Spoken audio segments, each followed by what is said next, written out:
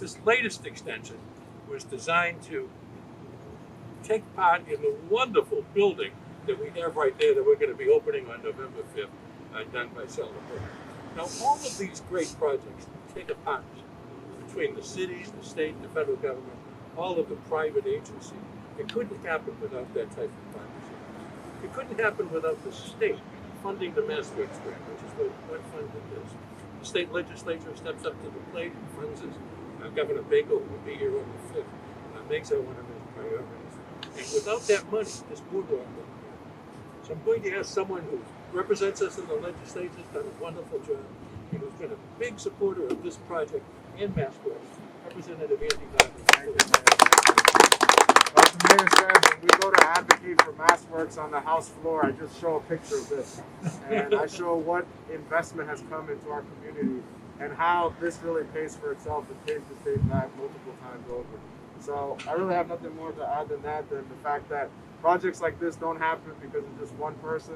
They happen because there's teamwork at multiple levels, and there's a will to do something to make sure that the community benefits. So as long as we continue to keep that lens of making sure that our investments are on behalf of the community, we know that there's much more to come for this city. So just proud to be a part of this delegation. On behalf of the Haverhill delegation, we'll continue to fight for MassWorks grants, and we'll continue to make sure that Chapter 90 is a big priority and that Haverhill gets its fair share. So thank you very much.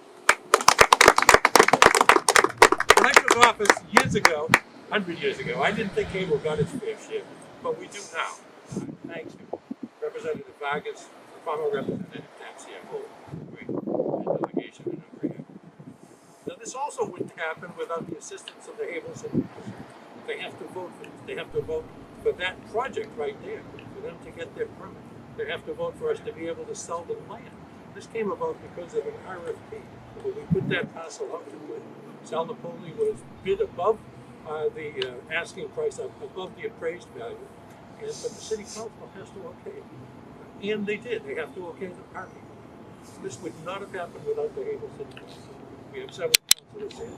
City Councilor Joe Bevilacqua, City Councilor Mary Ellen Taylor, and the City Council President Linda Barrett, and I'll ask her to say. Well, thank you, Mr. Chair. As the council, we were thrilled to be able to help make sure this vision came true. We were able to take a little tour of the Sal's building last week, and it was pretty remarkable. And to activate another section of boardwalk for the city as a whole, for everybody downtown, as a former downtown business owner, you know, every step we take to connect these boardwalks is remarkable from where we started. This little section here and the little section down behind the tap. And I mean, just look at how beautiful this is. And we are taking full advantage of this waterfront that we have. And I you know, salute the mayor, the legislative delegation, of course, Sal, for making this happen. Thank you. This wouldn't have happened without a great team at City Hall, putting together the documents that were needed to rezone Merrimack Street, putting together the application for the MassWorks, making it a great application that ended up getting it. And of course, putting together all of the plans that enabled Sal to build this great building. We have several members of our team here. We have Andrew Hurley, our CDBG director, also is our grant applicant director. We have Pam Price, deputy director of a very large economic development department. The whole team. And we have Bill Goldberg, who's been in charge for many years of planning, economic development, community development. Also used to be in charge of inspectional services. He wore many hats and all of them well. And I'm going to ask Bill to say something. Thank you, Mayor. I wasn't planning on speaking, but I think it's really, you know, Council President Barrett and Rep. Vargas have said it.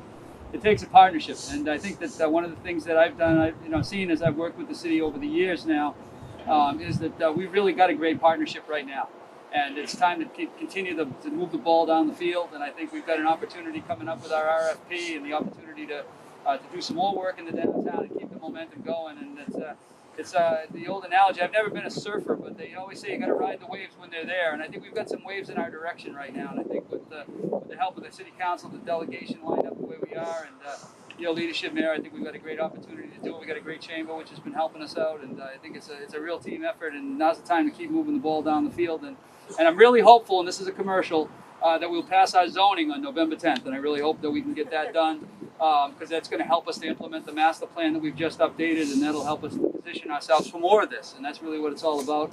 And lastly, I just can't say enough about Sal and his team. They've been great since the beginning of this project.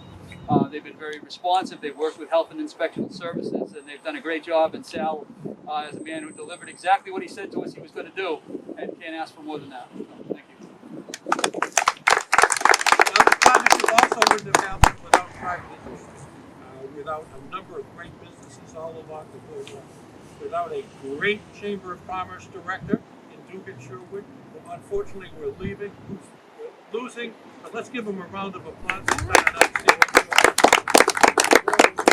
you going, Bowden? Go to Lawrence. Welcome.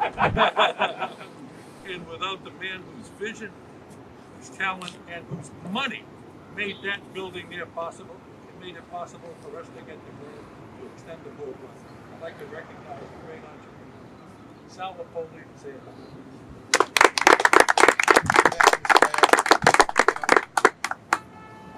First of all, I'd just like to thank everyone for coming here today. This is a big deal. It's a big deal not only to cut the ribbon, but also on November 5th to cut the ribbon for the building itself. I just want to re-emphasize exactly what the mayor and everybody is talking about. We're so blessed as an organization to be embraced by the city of Haverhill. When you're a developer, you have opportunities to go to many cities and towns. And in the state of Massachusetts, having 351 cities and towns, building projects that change the areas like this particular project, you're very much embraced by many communities. But I have to tell you the truth, Mr. Mayor, as a result of you, as a result of your inspectional services, so many people from Bill to the city council to legislation to the former legislator, I just got to tell you how grateful we are, how lucky we are. And it's us that should be thanking the city of Haverhill. It is us that should be thanking everybody here. You gave us an opportunity. You worked with us. As far as I'm concerned, this mayor, this city council, and the local people of the city of Haverhill all made this possible. We just happened to be the facilitator that built a building like this. And on behalf of my organization, I'd also like to thank all the hardworking people that worked on this project. You know, Mr. Mayor, I think what's really exciting about this particular project is during COVID, during the hardest section of that time frame, we had over 130 people working on this building. And I think that's a testament to the workers. They all safeguarded themselves. They all took the precautions. Our governor allowed us to come in and work because this was an essential product. So we're very grateful for your inspectional services. They work with us every single day. Rich McDonald is amazing. So with that, I just want to thank everyone for being here today. I want to thank you for allowing us to come into your city and be embraced by like that. We look forward to the future. And thank you very much for taking me around the city in your convertible. Thank you, Mr. Mayor. I gave that convertible to my son. We have two other councilors here. Would you like to say? No, that's okay. No, I think everything's been said. You know, And then a some. city that doesn't go forward is stagnant.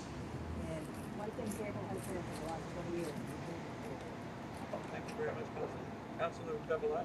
I just say Bill Pillsbury and I, who remain friends after working together for so many years, we actually worked on the original boardwalk and the downtown development, and we always envisioned that this project would in fact exceed our expectations. And I have to tell you that the boardwalk matches the vision of Sal Napoli, because there's no one else that could have had a building like that vision. And this boardwalk, Mr. Mayor, under your leadership and guidance and that of our state legislators, look at this. This is absolutely spectacular. On a beautiful day like this, how can you beat this? So congratulations to everybody involved and to all the great people in the city departments. We sometimes don't get recognized enough. Congratulations to them. And to my good friend, Dugan. All of you made this happen. So I'm going to ask all of you, maybe John can stay behind to take the pictures, but all of you come on over here and help us cut the ribbon. 1, 2, 3.